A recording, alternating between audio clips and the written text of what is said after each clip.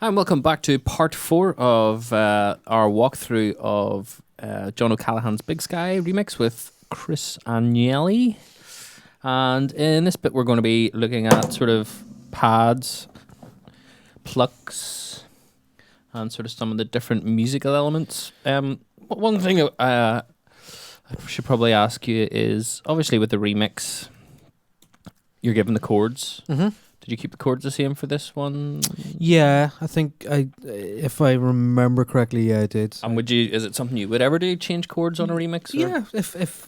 I would tend to bring the vocal in and sit with a piano or some sort of pad and start work, if I don't have the chords, trying to work the chords out, referring to the original and seeing what other chords work. And I'll probably spend a day.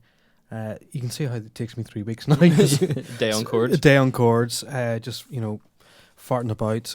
Probably good time to do it's at night. Switch all the lights off.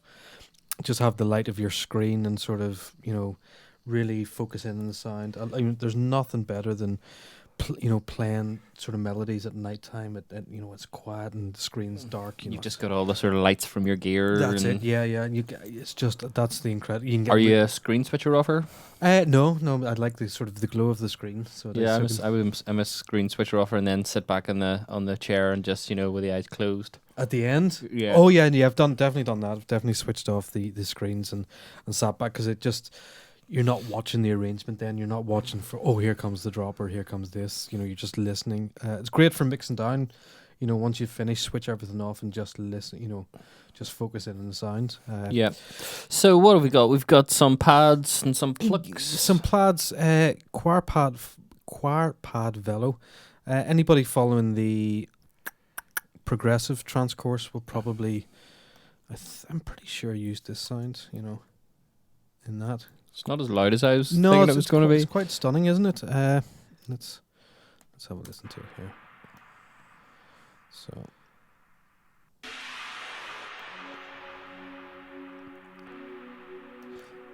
So just it's quite subtle, it's not very loud in the mix either. Again, is it going back to this, where you're building up layers and yeah. Can we hear that in context with the rest of the tracks? Yeah. Just see if we can. So there, that's the. Let's take it back here. Oh, goodness. That's the verse. So let me have a look over here to see if I've brought it down an octave. So it gives it a nice spooky quality to it almost. Where's these? So yeah, it's sitting under the vocal. I mean, again, it's barely there. We've got it here in the mix.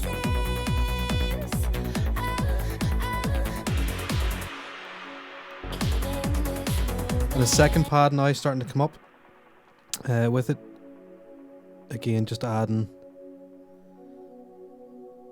And it's sort of... It's, again, sitting around the same area, sonically. And then a sort of curve on so it's not linear. Yeah. And then let's go into the chorus. So as you can see, this pad here, I've brought down an octave and then back up to normal, and we have this vocal coming in pad. It's got a sort of airy, breathy thing going on. So yeah, just sorry. Now these are going through. These are all getting sent to bus 28. Okay. So hey. Bus. Yeah, bus. Buses and all. Woo. And again, there's sort of quite a lot of tape delay going on. So you can hear it delaying out. EQ, we just, because it's pads, just removing up. Anything's going to muddy up. Yeah, the bass, 250 hertz.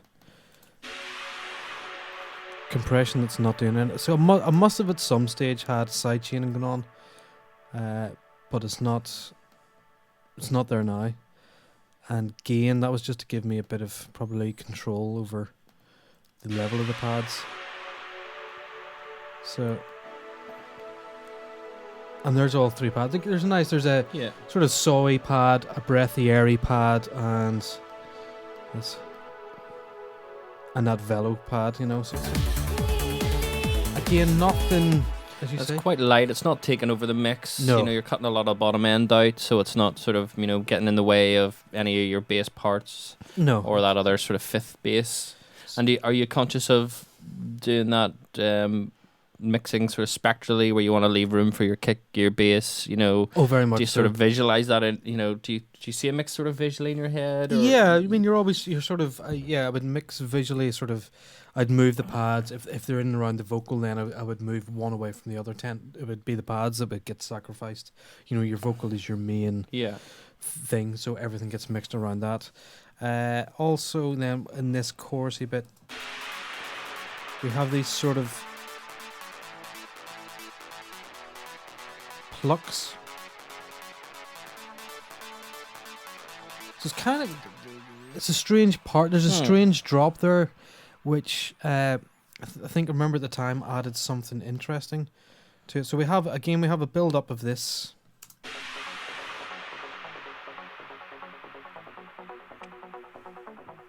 So there's the. And how does that? Let's hear that with the bass, just to hear that. So it's Just- tie in. Just the bass are both off, and Yeah. so you can hear it just. Yeah, there's a bit of groove there that it's creating with those. As it filters up, the.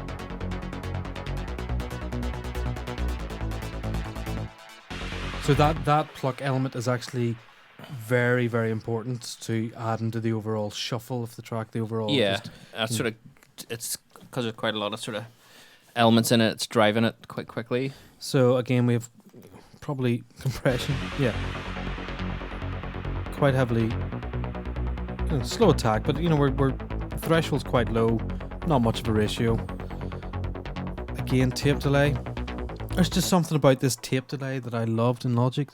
It's a very organic sort of delay. It's not, you couldn't do any really complex, panning delays or left right. It was just a very simple delay. Yeah. EQ, EQing it to sort of just pop out of the mix.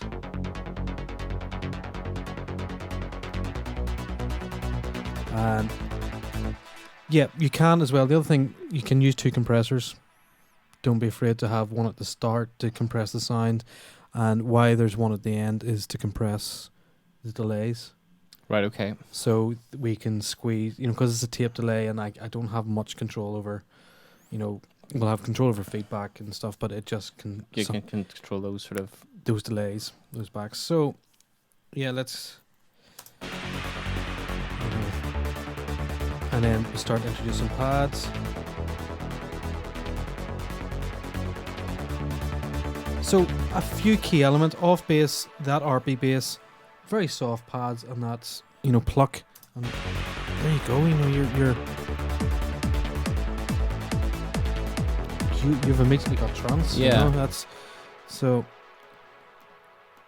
And is there a main riff? Not. I suppose that pluck is maybe the. We have a sort of lead line that comes in this what I call hammer lead. I hate that about Logic.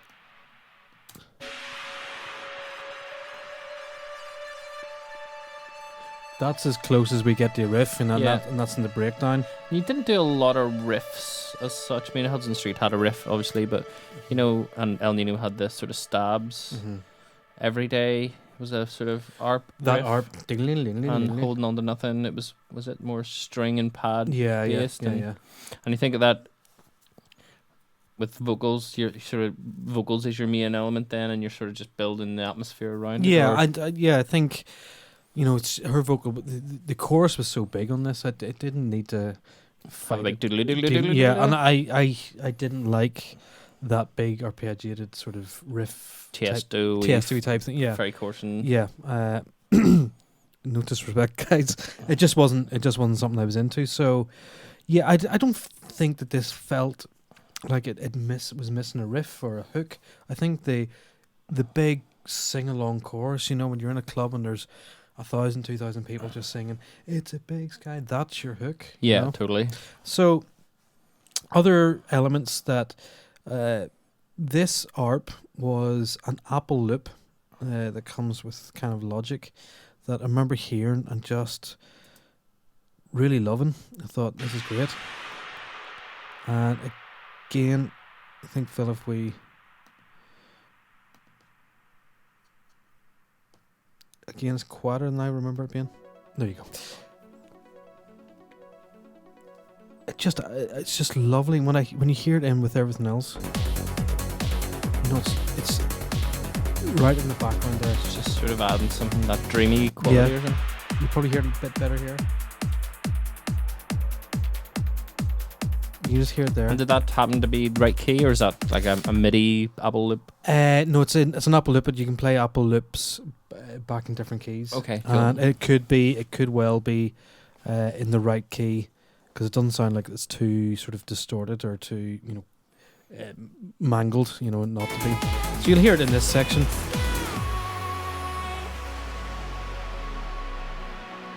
Just sitting there, bubbling underneath. Those are the things I look for. I just love those little... And did you say there was some sort of that and some other sounds sort of work together as the delay? Yeah, so we have this... As I said, I'm a big Depeche Mode fan, and this is what I thought was a Depeche Mode sound. Quite distorted.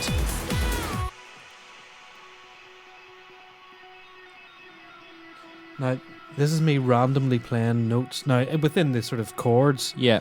But pitch bend, I'm bending to the pitch bend, and what I did, Phil, was I just sat, again, probably at night, and I just played along with some sort of element of that pads and just felt it rather than, if I probably go in here and look at the MIDI part, it's...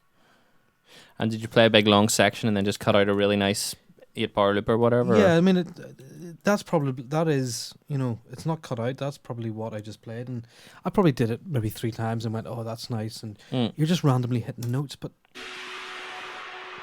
this is a big delay thing, with auto filters. Again, or tape delay. This is a small synth that comes, I think, with GarageBand, but you can use it in Logic. Yeah. That has harmonics and harmonic steps, and I don't even know how to program it. It was just probably moving things up and down. And Guitar Amp Pro, take that out. It's a very different sound. Yeah, and it's just, again, it's that subtle atmosphere that sort of is adding something that you're not necessarily hearing with your brain, but you're sort of feeling sort of in the background. And again, so we marry these two. These are these two elements. Again, this hammer lead is me pitch bending, randomly playing notes. I'm feeling it. So when we put these together, and genuinely, I think this is the best section of music I've ever written. Yeah. So I love the drums, the bass, the sort of percussion, and these hammer leads. So we'll just play it through.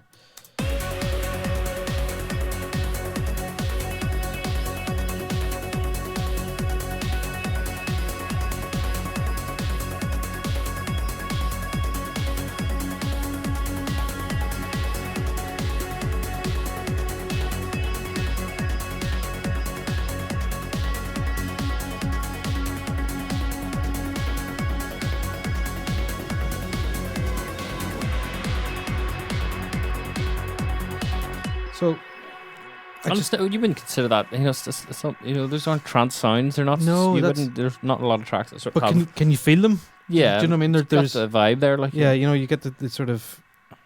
It's about feeling.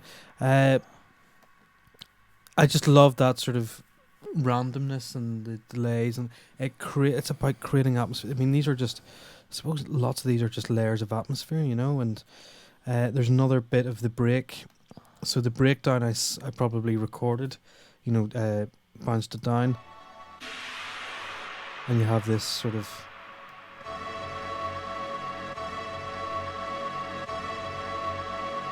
and that's sitting in the background underneath everything. Again, in solo, sounds weird. Yeah. But underneath everything, then it works. Yeah, they're interesting elements that you would never, if you were listening to that track, you wouldn't go there. The elements that are sort of standing out. Obviously, it's the sort of bass and the vocal and stuff. But obviously these elements really help to add something. Well, okay. In this section, let's strip out these Atmos things. And okay, we'll leave the pads in, and let's see how how interesting it all becomes.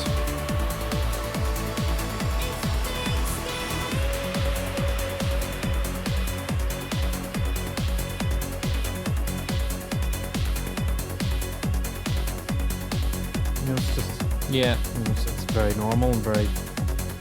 Yeah, and I suppose that helps to differentiate it from other tracks. And yeah, we bring these in. And in the club, did you?